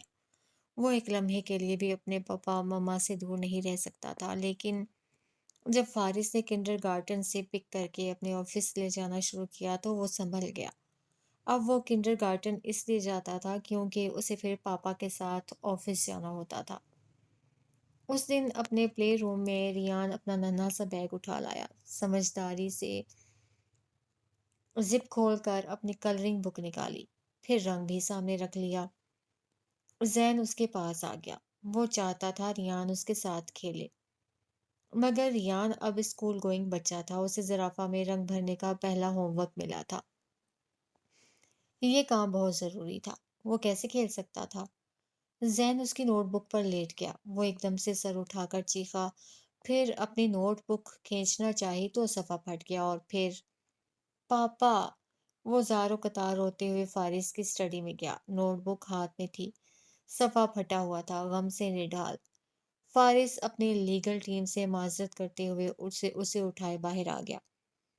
اس نے روتے سسکتے زین کی پوری کارستانی سنی، اپنی نوٹ بک دکھائی، اس کے آنسو صاف کرتے، دلاسا دیتے۔ وہ واپس ان کے کمرے میں آیا تو زین صاحب نڈار تھے۔ فارس نے اس کو نیچے اتار کر کھلونوں کی الماری کھولی، پھر بیڈ کے پاس آ کر کھڑا ہوا۔ جھک کر فرش کے ساتھ لگ کر دیکھا تو وہ بگڑے تیوروں کے ساتھ خفا خفا سا دیوار کی طرف رخ لیے لیٹا تھا۔ اب اس نے تو نوٹ بک نہیں پھاڑی تھی، وہ تو نوٹ بک پر صرف لیٹا تھا۔ زین، باہر آؤ۔ خاموشی۔ زین، لہجہ ذرا سا سخت، مگر خاموشی۔ میں 3 تک گنوں گا، اگر تم باہر نہ آئے تو پنشمنٹ ملے گی۔ آنکھیں رگڑتے سسکتے ریان نے ذرا سا گھبرا کر فارس کو دیکھا۔ 1۔ اس کا ننھا سا دل دھڑکا کہ زین کو پنشمنٹ ملے گی، اپنا غصہ اور ناراضی بھول گیا۔ بیڈ کے پاس گھٹنے ٹکا کر فرش سے گال مس کر کے ہاتھ پھیلا کر اسے پکارا، زین بائی، آؤ، باہر آؤ۔ اسے پیار سے اور بڑوں کے سے انداز میں پکارا، پھر خود بھی فرش کے ساتھ لگ کر بیڈ کے نیچے چلا گیا۔ فارس نے گہری سانس لے کر پیشانی مس لی۔ ہر دوسرے دن اسے ان کی ناراضی اور محبت کا عملی مظاہرہ دیکھنے کو ملتا تھا۔ زین! فارس نے اپنا ہاتھ بڑھا کر اس کا پیر پکڑ کر کھینچا تو وہ شور کرنے لگا۔ وہ رونا چاہتا تھا، لیکن جس طرح فارس نے اسے کھینچ کر باہر نکالا تو اسے بہت مزہ آیا۔ فارس نے بازوں سے پکڑ کر مصنوعی خفگی سے جھنجھوڑا تو کھلکھلا اٹھا، لیکن سزا اسے بہرحال جھیلنی پڑی۔ پھر اس نے جنت کو جا کے شکایت لگائی، اپنی دادوں کو، زوفی کے ساتھ ساتھ اپنے دل عزیز اشکا کو بھی۔ پاپا نام لے کے پھر کچھ اشارے کرتا اور غیر مفہوم سی آوازیں اور لفظوں میں بتاتا۔ وہ ٹھیک سے بول نہیں سکتا تھا لیکن سب کو سمجھ آ رہا تھا وہ کہنا کیا چاہ رہا ہے۔ آئندہ میرے بیٹے کو کچھ کہا تو اچھا نہیں ہوگا۔ جمیلہ داؤد نے اسے سینے سے لگا کر فارس کو خفگی بھرے انداز میں ڈانٹا تو وہ مسکراتے ہوئے سر جھکا گیا۔ دبیز تاریکی میں فلیش لائٹ کی تیز روشنی آدھی کھلتی بند ہوتی آنکھوں پر پڑی تو کچھ اذیت سے میچ کر اس نے اپنا سر جھکا لیا تھا۔ وہ جس کرسی پر بیٹھا تھا اس کے پیچھے ہاتھ سختی سے بندھے ہوئے تھے۔ فرینک فرٹ کی طویل القامت زیر تعمیر عمارت کی کوئی چھٹی یا ساتویں منزل ہوگی۔ دائیں طرف پلر سے آگے تاریک شہر کے دامن میں فلک بوس عمارتوں پر جلتی بجھتی اور ٹھہری ہوئی کئی روشنیاں اور رنگ تھے، نقطوں کی صورت۔ پیشانی سے گال تک بہتی ہوئی خون کی دھار اب کالر پر رنگ چھوڑ رہی تھی۔ سیاہ فام نے 2-3 بار فلیش لائٹ چمکا کر بند کر دی۔ اکلوتا بلب جو سر پر تھا روشن ہو گیا۔ وہ 3 لوگ تھے، ان میں ایک سیاہ فام تھا، ہٹا کٹا سا، اور باقی 2 لڑکے تھے۔ اس نے باری باری تینوں کی شکل دیکھی۔ 2 کا چہرہ تو بالکل سوجا ہوا تھا، تیسرے والے کی کچھ بچت ہو گئی تھی، وہ بس لنگڑا کر چل رہا تھا۔ تینوں بالکل الرٹ اور محتاط ہو کر اسے گھیرے کھڑے تھے، ایک نے تو باقاعدہ گن بھی تان رکھی تھی۔ کیا ہے یار، مل بیٹھ کر آرام سے مسئلہ حل کر لیتے ہیں۔ لہجہ دوستانہ تھا، موجودہ صورتحال کا اثر تاثرات پر تھا، نہ چہرے پر۔ یکا یک فون بج اٹھا، کال ریسیو کر کے کسی کو راہم آفاق کی خبر پہنچائی گئی۔ دوسری طرف سے انہیں ایک حکم دیا گیا۔ سیاہ فام نے ایک نظر اسے دیکھا، پھر باقی 2 ساتھیوں کو۔ بات ختم کر کے اس نے اپنے 2 ساتھیوں کو سرگوشی میں کچھ کہا، ایک کو وہاں رکنا تھا اور بقیہ 2 باہر پہرے کا سوچ رہے تھے۔ تو کس کے حکم پر کام کر رہے ہو تم لوگ؟ ہنری کے، فیصل، یا پھر سلیمان نے بھیجا ہے؟ تینوں نے سوال سنا، جواب نہ دیا۔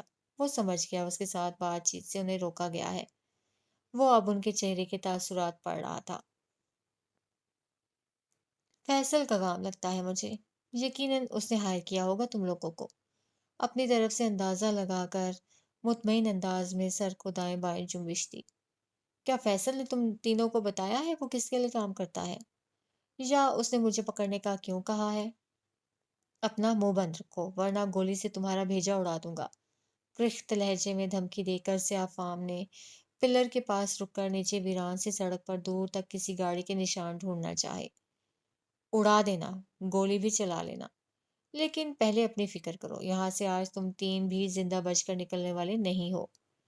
بے پرواہ سے لہجے میں کہہ کر اس نے اپنا سر جھٹکا۔ تم ہماری گرفت سے بچ کر نہیں نکل سکتے۔ سیاہ فام کی گھرراہٹ اس کے قریب سے گونجی تھی۔ کس نے کہا میں نکلنا چاہتا ہوں؟ مجھے ویسے بھی پرواہ نہیں کہ تم لوگ مجھے ہنری کے حوالے کرتے ہو یا فیصل کے۔ تینوں نے ناسمجھی کے عالم میں ایک دوسرے کی شکل دیکھی تھی۔ یہ تو طے ہے کہ وہ میری جان نہیں لیں گے، لیکن تمہارے ساتھ جو سلوک کریں گے اس کی فکر ہو رہی ہے مجھے۔ اس کی مسکراہٹ ایک دم سے گہری ہو گئی تھی، آنکھوں کا تاثر عجیب سی پراسراریت میں ڈھل گیا۔ کہنا کیا چاہ رہے ہو تم؟ جس نے پستول تانی تھی سوال بھی اسی نے کیا۔ وہ بھول گیا تھا کچھ دیر پہلے تک فون پر اسے راہم آفاق سے کوئی بھی بات نہ کرنے کا حکم دیا گیا تھا۔ یہی کہ مجھے پکڑ کر تم تینوں نے اپنی زندگی خطرے میں ڈال دی ہے۔ بات واضح نہ تھی، سمجھ سے باہر ہو گئی۔ تمہیں ہم بے وقوف لگتے ہیں؟ اس نے پورے یقین کے ساتھ اس بات میں سر کو جنبش دی، اس سے پہلے کہ سیاہ فام غصے میں اسے ایک اور مکہ رسید کرتا کہ وہ ایک دم سے چیخ اٹھا۔ رکو رکو، ایک سیکنڈ، بات تو سن لو میری۔ سیاہ فام نے رک کر اسے گریبان سے دبوچ لیا تھا۔ اس نے بھی سسپینس کی انتہا کرتے ہوئے فر فر بولنا شروع کر دیا۔ وہ راہم آفاق تھا، وہ ایک ہیکر تھا، اسے فیصل کے باس نے 6 ماہ پہلے گھر کا سیکیورٹی سسٹم ڈیزائن کرنے کے لیے ہائر کیا تھا۔ لائبریری میں ایک خفیہ دروازہ کسی کتاب کو حرکت دینے پر کھلتا تھا اور وہ کتاب باس کے بیڈ روم میں رکھی گئی تھی۔ اس کے عالیشان گھر کے وسط میں ایک باغ تھا۔ اس باغ میں بیری کے درخت کے نیچے 4 لاشیں دفن تھیں۔ ایک تو اس کی معشوقہ تھی، دوسرا اس کا کوئی قریبی دوست تھا اور بقیہ 2 لاشوں کا اسے علم نہ تھا۔ پھر اس نے بتایا کہ وہ کتنا مجبور اور غریب تھا اور اس کی ماں بیمار تھی اور علاج کے لیے پیسے چاہیے تھے اور اسے نہ چاہتے ہوئے یہ کام کرنا پڑا۔ اس نے تفصیل سے بتایا کیسے وہ اس گھر میں گیا اور کیسے ان کی ڈیل ہوئی اور کیسے وہ حقیقت منکشف ہو جانے پر اسے جان سے مارنا چاہتے تھے۔ کہانی سنانے کا انداز اتنا متاثر کن تھا کہ وہ دم سادھے اسے سنتے گئے۔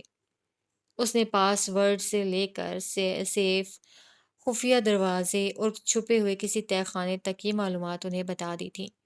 کچھ ایسے رازوں سے پردہ ہٹا دیا جن سے آنکھوں میں وحشت اتر آئی تھی اور کچھ ایسے کارناموں سے بھی آگاہ کر دیا جو خطرے سے خالی نہیں تھے۔ اور وہ تینوں اپنے کلائنٹ کی ہر معلومات سے بے خبر اسے صدمے سے تکے جا رہے تھے۔ کیا وہ اتنے خطرناک آدمی کے لیے کام کر رہے ہیں؟ سماعت پر یقین نہ آیا کہ جس نے ہائر کیا تھا خاصا معقول آدمی لگا تھا۔ ان سب باتوں کا ہم سے کیا لینا دینا؟ اکھڑ پن سے کرختگی سے سوال اچھالا گیا کہ انہیں بس ایک نوجوان کو پکڑ کر کسی کے حوالے کرنا تھا اور اپنی مطلوبہ رقم حاصل کرنی تھی۔ بات ختم۔ کیونکہ یہ راز مجھ تک ہے تو وہ میرے پیچھے ہیں۔ جب انہیں پتہ چلے گا تم لوگوں کو بھی میں نے سب کچھ بتا دیا ہے تو وہ زندہ تو تمہیں بھی نہیں چھوڑیں گے۔ وہ ہنسا تھا اور ان تینوں کے پیروں سے زمین نکل گئی تھی۔ اتنی توجہ سے ساری بات سننے پر انہوں نے خود کو لعنت ملامت کی۔ کیا بکواس ہے یہ؟ کوئی بکواس نہیں، بس آنے دو انہیں۔ یہاں ایک نہیں 4 لاشیں گریں گی۔ ان کے سر پر بم پھوڑ کر مسکرایا۔ کوئی ٹینشن فکر سرے سے نہ تھی۔ اچانک کہیں گاڑی کے ٹائر چرچرائے۔ سیاہ فام نے جھک کر نیچے دیکھا تو وین سے کچھ سوٹڈ بوٹڈ لوگ نکلتے نظر آئے۔ تعداد میں وہ 6 تھے۔ اسے زندگی میں پہلی بار سچ مچ میں خطرے کا احساس ہوا۔ کام بس چھوٹا سا تھا، اسے راہم آفاق کو زندہ سلامت ان کے حوالے کر کے اپنا معاوضہ لینا تھا اور پھر اپنے 2 ساتھیوں کے ساتھ یہاں سے چلتے بننا تھا۔ لیکن جو خوفناک نقشہ راہم آفاق نے کھینچا تھا اسے مد نظر رکھتے ہوئے اب اسے ایک دم سے یہ سب بہت مشکل لگنے لگا تھا۔ نہ اسے کبھی اپنے ہاتھ خون سے رنگے تھے، نہ وہ یہاں کسی اور کو رنگنے دے سکتا تھا۔ برو، میں نے بولا بھی تھا یہ کام ہمارے بس کا نہیں ہے۔ سرخ جیکٹ والا لڑکا گھبرا گیا۔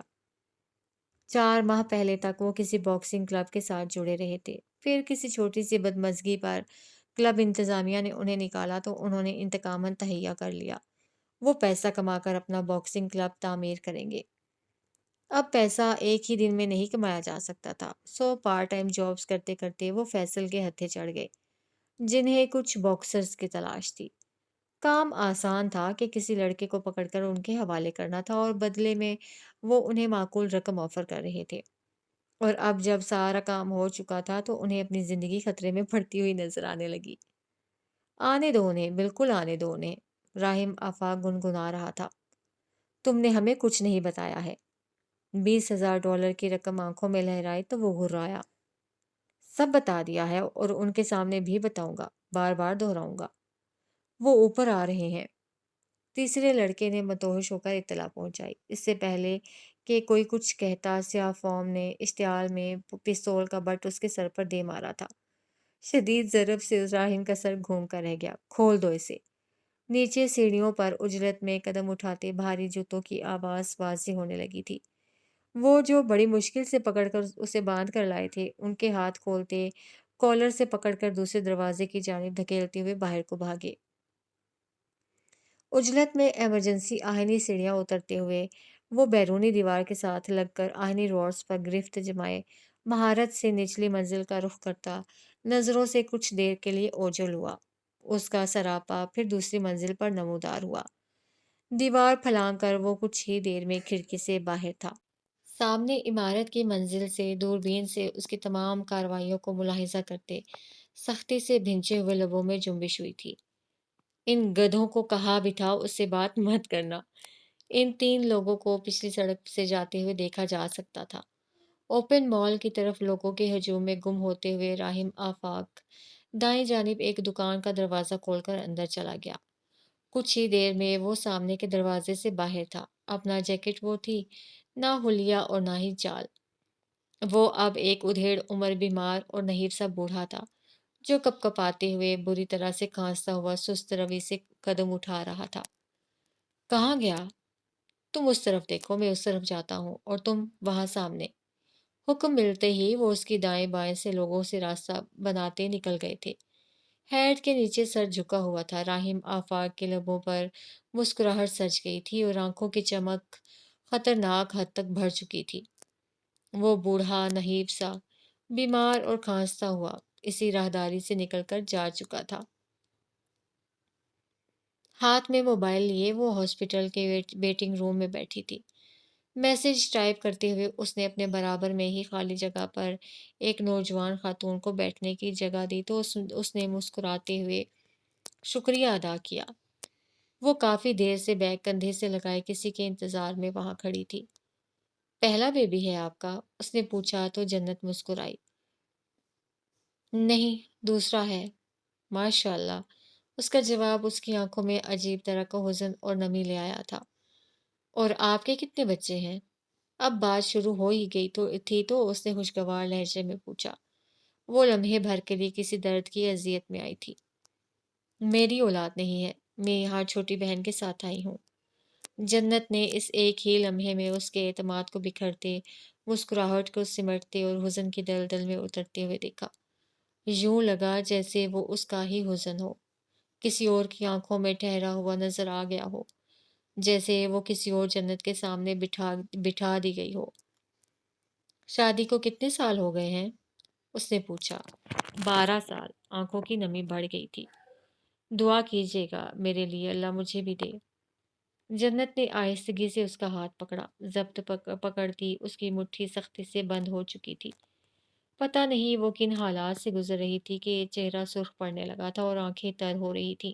میں 5 سالوں تک بے اولاد رہی، جنت نے کہا تو اس نے بے ساختہ اس کی طرف دیکھا۔ 5 سالوں تک جو ذہنی ٹارچر میں نے سہا ہے شاید میں اسے لفظوں میں بیان نہ کر سکوں۔ پھر میری طلاق ہو گئی۔ سیاہی مائل گہری آنکھیں جنت کمال کے چہرے پر جمی رہ گئی تھیں۔ پھر میری دوسری شادی ہو گئی۔ میں اپنی زندگی کو لے کر اتنی مایوس تھی کہ مجھے لگتا تھا کبھی کچھ ٹھیک ہوگا ہی نہیں، میں بے اولاد رہوں گی اور سب ایسے ہی ختم ہو جائے گا۔ میں نے دعائیں کرنا بھی چھوڑ دی تھی۔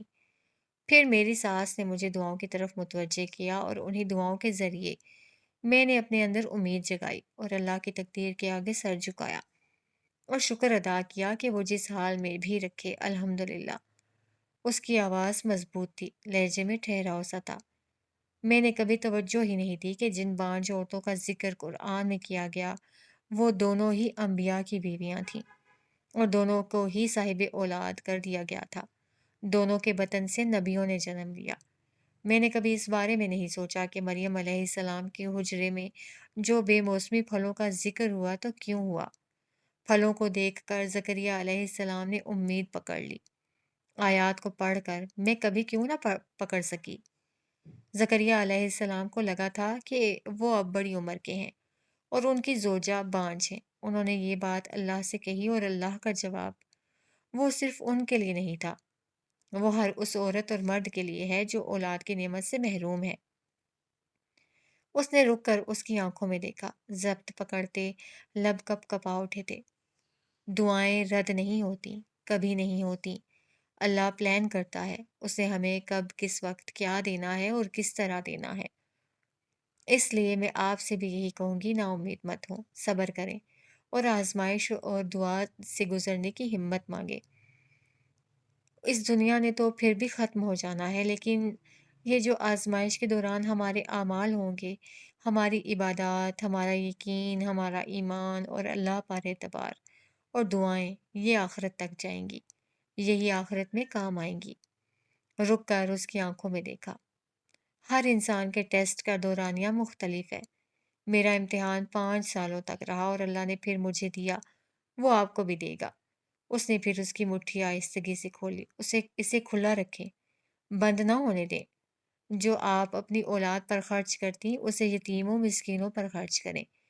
جیسے زکریا علیہ السلام نے مریم علیہ السلام کی کفالت کی تھی، اسی طرح آپ بھی کسی کی کفالت کر لیں. اللہ کی راہ میں جتنا ہو سکے دیں اور دعائیں جاری رکھیں. دعائیں تقدیر سے لڑتی ہیں اور صدقہ مصیبت پر پریشانیوں کو ٹالتا ہے. وہ سانس رو کر اسے سن رہی تھی.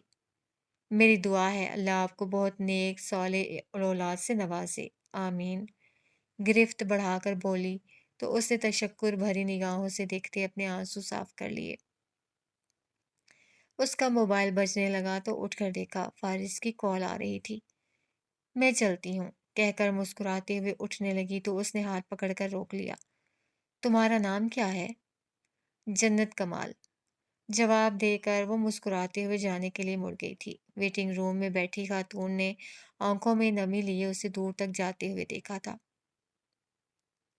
وہ بزنس ٹرپ سے واپس لوٹا تو احساسات بے حد مختلف تھے.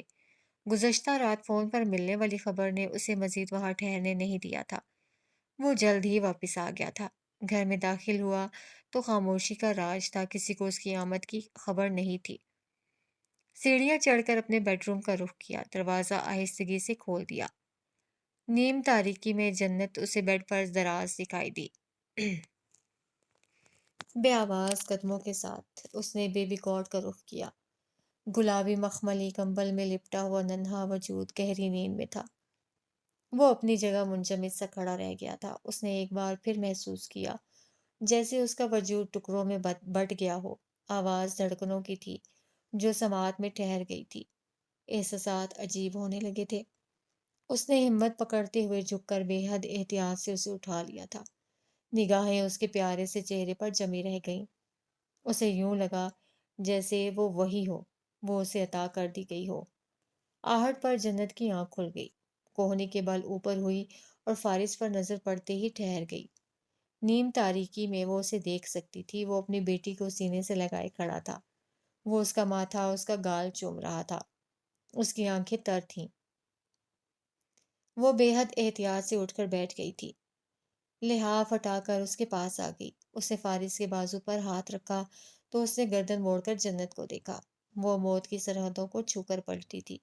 اس کی رنگت زرد اور آنکھوں کے حلقے گہرے لگ رہے تھے، لیکن مومی چہرے پر وہی الوہی سی خوشی نظر آ رہی تھی. وہ اپنی بیٹی کی پیدائش پر یہاں نہیں تھا. اسے سوچ کر دکھ ہوا. اسے یہاں ہونا چاہیے تھا.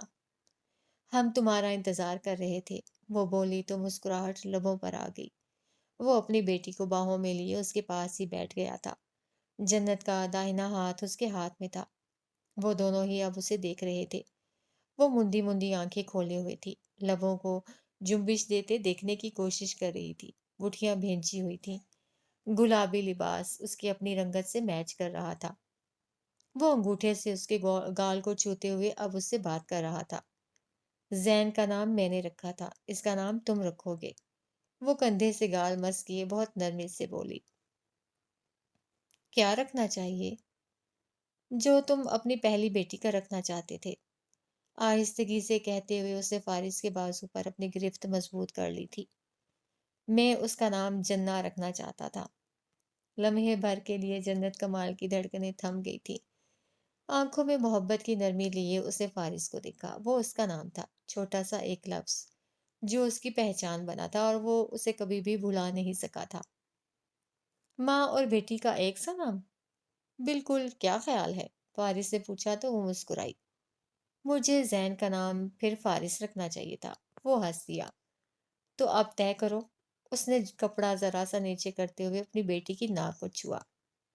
جنت، جنہ اور اس سے جڑا ہوا ایک اور نام جنان. وہ نام جنت کمال کو بہت پیارا لگا. جنان، عقلت. ہاں، اور اسی پیاری سی پری کا نام اس رات طے ہو گیا. سفر کی تھکان کے باوجود اس رات فارس وجدان رات گئے تک اپنی بیٹی کو گود میں لیے بیٹھا رہا تھا. وہ اس کے وجود سے لگی تھی تو زندگی کا احساس ہو رہا تھا، اور وہ درد جو دل میں تھا اس کی چبھن ہلکی ہو رہی تھی. وجدان ہاؤس کے لان میں دھوپ اتری ہوئی تھی، خالی کینوس کے سامنے برش ہاتھ میں لیے جمیلہ داؤد وہیں بیٹھی تھی۔ ریان اپنی گیند سے کھیل رہا تھا، دوڑتے بھاگتے چیختے ہوئے ذہن اس کا بھرپور ساتھ دے رہا تھا۔ اوپری منزل کی دیوار گیر کھڑکیوں سے باہر کا منظر دیکھتے ہوئے جنت نے کاغذات سے بھرا ہوا اسری یسرا کا فولڈر دراز میں رکھ دیا تھا۔ صرف ایک صفحہ تھا جو اس کے ہاتھ میں دھرا رہ گیا تھا۔ تلاش کا سفر مکمل ہو گیا تھا۔ جس جواب کی تلاش تھی وہ اسے مل چکا تھا۔ اس نے بیبی کاٹ پر جھک کر اپنی ننھی سی گڑیا کو باہوں میں اٹھا لیا۔ سفید فراک میں ملبوس جنان اپنے ہاتھ پیر چلا رہی تھی۔ احتیاط سے سیڑھیاں اتر کر وہ باہر آ گئی تھی۔ جمیلہ داؤد نے اسے اپنی جانب آتے ہوئے دیکھا تو برش رکھ دیا۔ لان چیئر پر ان کے پاس بیٹھتے ہوئے انہوں نے جنان کو پکارا تو وہ مسکرائی۔ ریان بھاگا چلا آیا تھا۔ ان کی بہنا ابھی جاگی تھی تو جنت کے گھٹنوں پر ہاتھ رکھے اوپر ہو کر اس کے گال پر پیار کیا۔ زین کو فی الحال بوسہ لینا نہیں آتا تھا، سو اس نے بھی اپنے بھائی کی دیکھا دیکھی اپنے لب جنان کے گلابی گالوں پر رکھ کر ہٹا لیے۔ مسز شرازی ہنس پڑی۔ جنت نے اسے یسرا کے کاغذات ان کے سامنے میز پر رکھ دیے۔ مجھے لگتا ہے شاید میں کسی حد تک جواب تک پہنچ گئی ہوں، اس نے کہا تو مسز شرازی کی آنکھوں میں اشتیاق کی ایک لہر ابھری۔ مسکراتے ہوئے انہوں نے ایک نظر صفحات پر ڈالی۔ میں تم سے سننا چاہتی ہوں۔ ایک بار پہلے انہوں نے اس کا ریسرچ ورک پڑھا تھا، اس کی میں غیر موجودگی میں پڑھا تھا۔ اب وہ اس کا ہر جواب اس سے ہی سننا چاہتی تھی۔ اس نے گہری سانس لے کر گال پر پھسلتی لٹ کو کان کے پیچھے کر دیا تھا۔ دھوپ میں اس کی اجلی رنگت چمک رہی تھی۔ اس نے پہلا صفحہ کھول دیا۔ آیت ہے اِنَّ مَعَ الْعُسْرِ یُسْرًا، اِنَّ مَعَ الْعُسْرِ یُسْرًا۔ اس نے ایک لمحے کا توقف کیا۔ العسر اسم معرفہ ہے، یسرا اسم نکرہ۔ العسر کے آغاز میں الف لام ہے جس نے اسے محدود کر دیا ہے۔ محدود یعنی ایک حد میں مقید کر دینا، اور یسرا بغیر الف لام کے مطلق ہے۔ مطلق وہ الفاظ ہیں جو ہر لحاظ سے غیر مقید، غیر مشروط، غیر معین یا غیر محدود ہوتے ہیں۔ آسان لفظوں میں یوں کہنا مناسب رہے گا جو مکمل یا آزاد ہوں۔ جمیلہ داؤد نے اس بات میں سر کو جنبش دی تو اس نے بات جاری رکھی۔ العسر معرفہ مقید ہے، مقید یعنی بندھا ہوا ہے، ایک حد میں رکھا ہوا، اور یسرا مطلق ہے یعنی آزاد اور مکمل۔ لان کی سرسبز گھاس پر سے لہرا کر اٹھتی ہوائیں درختوں کی شاخوں سے گزر رہی تھیں۔ نیلے آسمان کی بلندیوں پر کہیں کہیں سفیدی پھیلنے لگی تھی۔ آیت نے العسر کو الف لام سے خاص معرفہ کر دیا اور یسر کو بغیر الف لام کے عام نکرہ کر دیا۔ اس نے آہستگی سے صفحہ پلٹ دیا تھا۔ لیکن یہاں العسر کے مقابلے میں یسر نہیں، یسرا ہے، الف کے ساتھ۔ الف یسر کی تعظیم کے لیے ہے۔ یسرا اسم تکبیر ہے۔ اس میں تکبیر نشاندہی کرتی ہے ہر اس شے کی جو عظیم ہے۔ اس کی آواز مضبوط اور لہجہ ٹھہرا ہوا تھا۔ وہ آنکھوں میں چمک لیے بہت شوق اور ایکسائٹمنٹ کے ساتھ انہیں بتا رہی تھی۔ تو اس حساب سے آیت کا مطلب ہوا بے شک ہر مشکل کے ساتھ عظیم آسانی ہے۔ جمیلہ داؤد رشک بھری نگاہوں سے اسے دیکھ رہی تھی۔ جنت کمال اپنے سوال کی تہہ تک پہنچ گئی تھی۔ اس نے اپنے حالات کو سمجھ کر جواب اخذ کر لیا تھا، ابتلا کو سمجھ لیا تھا، یسرا کو پا لیا تھا۔ ہر وہ تکلیف، اذیت، آزمائش یا ابتلا جسے ہم فیس کر رہے ہیں یا جس میں ہم روتے تڑپتے گزار رہے ہیں، اس کے ساتھ ہمارے لیے ایک بہت بڑی آسانی ہے۔ جو انعام ہمیں ملے گا وہ ہماری سوچ سے بڑھ کر ہوگا۔ جو اسر کی طرف صرف یسر نہیں ہوگا، وہ یسرا ہوگا، یعنی وہ عظیم ہوگا۔ ریان کی گیند بہت دور جا گری تھی۔ زین نے بھاگتے ہوئے پہلے پہنچنے کی کوشش کی تھی۔ کیاریوں میں چند ایک پھولوں کی پنکھڑیاں ٹوٹ کر نیچے آ گریں۔ ہوا نے رخ بدل لیا۔ آیات یا تو تاکید کے لیے دہرائی جاتی ہیں یا تہدید، یعنی خوف کے لیے یا پھر تعظیم کے لیے، یعنی اللہ کے اس کلام کی گہرائی یا عظمت بیان کرنے کے لیے۔ اور کیا آپ یقین کریں گی کہ اس ایک جیسی دہرائی جانے والی آیت میں مجھے ایک مکمل طور پر مختلف مطلب نظر آیا ہے۔ اس نے ایک لمحے کا توقف کر کے ان کی آنکھوں میں بہت امید اور یقین سے دیکھا تھا۔ جنان اب اس کی چوڑیوں پر ہاتھ رکھ رہی تھی۔ میں نے سیکھا ہے اسر کبھی بھی تنہا نہیں آتا۔ وہ آپ کی زندگی میں جب بھی جس صورت میں بھی آتا ہے یسرا کو ساتھ لے کر آتا ہے۔ یسرا یعنی ایک بہت بڑی آسانی۔ میں نے یہ بھی سیکھا ہے کہ چونکہ آپ اسر سے گزر رہے ہوتے ہیں اس لیے آپ اس سے واقف ہوتے ہیں، لیکن یسرا ایک ایسی چیز ہے جو نگاہوں سے اوجھل رہتی ہے۔ بعض اوقات ہم اسے سمجھ نہیں سکتے، پہچان نہیں پاتے۔ تبھی تو کہا گیا ہے ساتھ ہے، تاکہ ہم یقین قائم رکھیں کہ وہ ہے۔ میں نے اس آیت سے یہ بھی سیکھا ہے کہ یسر دو طرح کے ہوتے ہیں۔ ایک یسرا تو وہ ہے جو آپ کو صبر کے بدلے محنت کے بدلے مستقبل میں مل جاتا ہے، وہ محنت جس کا ذکر سورت کی اگلی آیات میں بھی ہے۔ دوسرا یسرا وہ ہے جسے سخت مشکل حالات سے گزرتے آپ اسے پا چکے ہوتے ہیں اور اسے جی بھی رہے ہوتے ہیں، پر آپ کو اس کا علم نہیں ہوتا۔ وہ بہت گہرائی میں بات کر رہی تھی جو انہوں نے بھی نہ سوچا تھا، جنت کمال وہ بھی سوچ رہی تھی۔ مثال کے طور پر ایک نوجوان ایک شہر سے دوسرے شہر جا رہا ہے۔ راستے میں گاڑی خراب ہو جاتی ہے۔ اب چونکہ آمد و رفت بھی کم ہے تو اسے کوئی سواری نہیں ملتی۔ وہ پریشان ہو جاتا ہے کیونکہ اسے جاب انٹرویو کے لیے مقررہ وقت پر پہنچنا تھا۔ وہ اداس ہو کر رونے لگتا ہے اس لیے کہ بیمار ماں کو اکیلا گھر چھوڑ کر آیا ہے۔ اسے غم ہے کہ وہ اس نوکری کو بھی حاصل نہیں کر سکے گا۔ وہ رکا رہا، پھنسا رہا، روتا رہا، اس بات سے قطعی بے خبر کہ اگر وہ اسی سڑک پر گاڑی چلاتا رہتا تو آگے کسی ٹرک سے ٹکرا کر اس کی گاڑی تباہ ہو جاتی اور وہ عین موقع پر دم توڑ دیتا۔ گاڑی کا خراب ہونا اسر ہے، جاب انٹرویو کا چھوٹ جانا بھی اسر ہے، مگر اس اسر کے بدلے جو یسرا اسے ملا ہے کیا وہ عظیم نہیں، اور جس کا اسے علم بھی نہیں؟ جمیلہ داؤد کی نگاہیں اس کے چہرے پر جمی رہ گئی تھی۔ ہر غم، ہر دکھ، ہر درد، ہر پریشانی اور مشکل کا تناسب یسرا کے ساتھ اسی طرح ہوتا ہے۔ یسر ہمیشہ العسر سے بڑا ہوتا ہے۔ اس نے رک کر چند لمحوں کا توقف کیا تھا۔ جمیلہ داؤد بے حد خاموشی اور سکون سے اسے سن رہی تھی۔ ان کے چہرے پر اطمینان نظر آ رہا تھا، ان کے زخموں پر پھر سے مرہم لگ رہا تھا۔ میں نے دو یسرا پر غور اس لیے بھی کیا کیونکہ آپ نے مجھے سورہ طلاق کا حوالہ دیا تھا۔ اسری یسرا ایک جگہ ماں اور دوسری جگہ پر بعد کے ساتھ ہے۔ ایک اسر ایسا ہے جس کا یسرا اس کے ساتھ ہی ہوتا ہے جڑا ہوا، اور دوسرا یسرا اسر کی گھاٹی سے گزرنے کے بعد عطا کر دیا جاتا ہے۔ خالی کینوس پر کئی منظر ابھرنے لگے تھے، ان کی نگاہیں اس کے چہرے پر جمی رہ گئی تھیں۔ اور بے شک تمام علم اللہ کا ہی ہے، اللہ ہی ہے جو بہتر جانتا ہے۔ اپنی بات ختم کر کے اب وہ اصلاح کے لیے منتظر سی انہیں دیکھنے لگی تھی۔ اپنا نقطۂ نظر اس نے واضح کر دیا، اپنی تحقیق و محنت دکھا دی تھی۔ ماشاء اللہ۔ ان کی آنکھیں نم تھیں، محبت سے اس کی محنت اور لگن کو سراہا، دعا بھی دی۔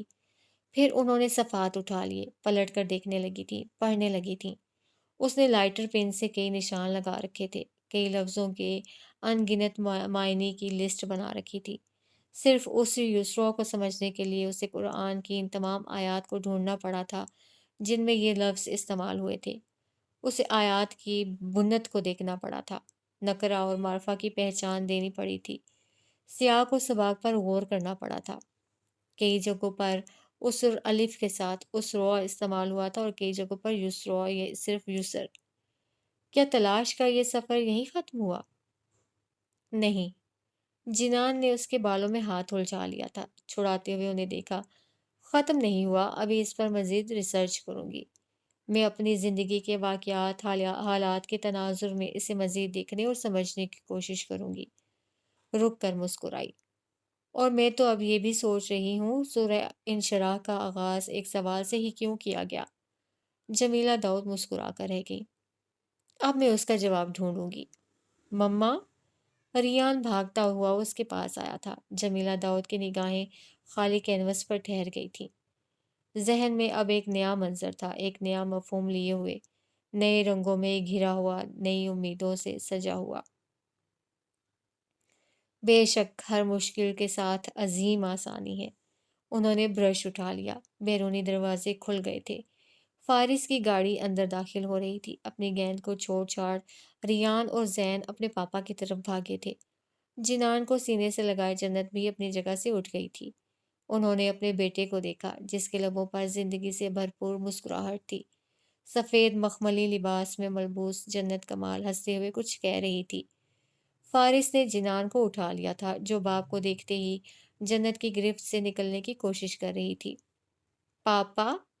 وہ پیاری سی آواز ریان شرازی کی تھی۔ اس کے سیاہ بال پیشانی پر بکھرے جا رہے تھے۔ وہ ایک ہی لمحے میں اپنے پاپا کو صبح سے اب تک کی تمام باتیں بتا دینا چاہتا تھا۔ اس کا چہرہ کھلا ہوا تھا۔ اس کی آنکھیں روشن ہو رہی تھیں۔ انہوں نے نم آنکھوں سے زندگی سے بھرپور اس منظر کو دیکھا۔ ان کڑی آزمائشوں کو سوچا۔ ان مشکلات سے گھرے وقتوں کو کھوجا۔ وہ آنسوؤں سے بھرے لمحے، وہ دعاؤں سے گھرے ہوئے سجدے اور تڑپ لیے ہوئے ندائیں۔ اور یسرا تو ایسے ہے جیسے ایک تنگ و تاریک سرنگ کے آخر پر پھیلا ہوا وسیع سبزہ زار۔ سورج آسمان پر تھا اور کرنیں زمین پر۔ یسرا ایسے ہے جیسے ایک چھوٹے سے سوتے سے پھوٹتا پانی کا چشمہ۔ انہوں نے کلر پیلٹ ہاتھ میں لیے، برش اٹھا لیا۔ اسر مرض ہے تو یسرا ایک عظیم شفا۔ اسر زخم ہے تو یسرا ایک عظیم مرہم۔ اسر صبر ہے تو یسرا ایک عظیم اجر۔ اسر آنسو ہے تو یسرا عظیم فرح۔ اسر محرومی ہے تو یسرا اللہ کی عظیم عطا۔ سفید کینوس پر رنگ بکھرنے لگے تھے۔ ایک نیا منظر تخلیق کے مراحل سے گزرنے لگا تھا۔ وہ آغاز تھا جسے وہ دیکھ رہی تھی۔ وہ ابتدا تھی جسے وہ سن رہی تھی۔ نام اللہ کا تھا، صرف اسی کا تھا۔ وہی مجیب، وہی خالق، وہی رازق اور وہی مالک ہے جس نے احاطہ کر رکھا اپنی مخلوق کا، ان کی دعاؤں اور اعمال کا، ان کے یقین اور ایمان کا۔ بے شک ہر مشکل کے ساتھ عظیم آسانی ہے۔ ہوائیں تیز چلنے لگی تھیں۔ آسمان پر بادل پھیل رہے تھے۔ دھرتی پر املتاس کے درختوں سے سنہری بارش ہونے لگی تھی۔ صفحے پلٹ دیے گئے تھے اور قلم اٹھا لیا گیا تھا، ایک نئی حقائق کے لیے جو وقت کے کسی اور دائرے پر ابھرنے والی تھی۔